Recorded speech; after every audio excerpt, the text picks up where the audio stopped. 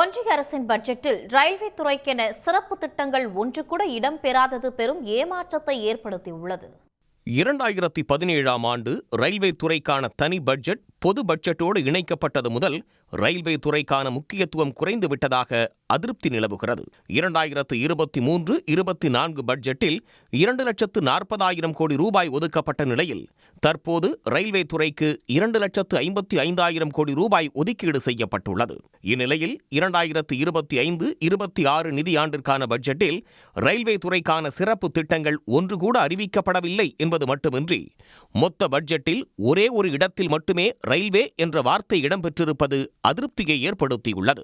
Railway budget தனியாக இருந்த சமயத்தில் நீங்கள் பார்த்தீங்கன்னா ஏராளமான தகவல் களஞ்சியமாக அந்த பட்ஜெட் இருந்தது. இப்போது இந்த பட்ஜெட்டில் தகவலும் இல்லை, ஒரு நேர்மையான பரிசீலனை இல்லை, எக்கனாமிக் சர்வேலையும் இல்லை. எக்கனாமிக் சர்வேயில் கவச்சை பற்றி ஒரு வரி போடுறான், அவ்வளோதான். ஆகவே இது இந்த பட்ஜெட்டை பொறுத்த வரைக்கும் ரயில் வளர்ச்சிக்கானதாகவும் இல்லை, ரயில் பாதுகாப்புக்கானதாகவும் இல்லை, ஊழியர்களுக்கு நலனுக்காகவும் இல்லை.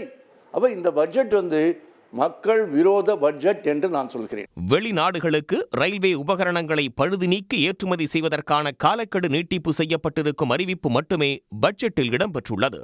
உடனுக்குடன் செய்திகளை தெரிந்து கொள்ள சன் நியூஸ் பெல் ஐகானை கிளிக் பண்ணுங்க.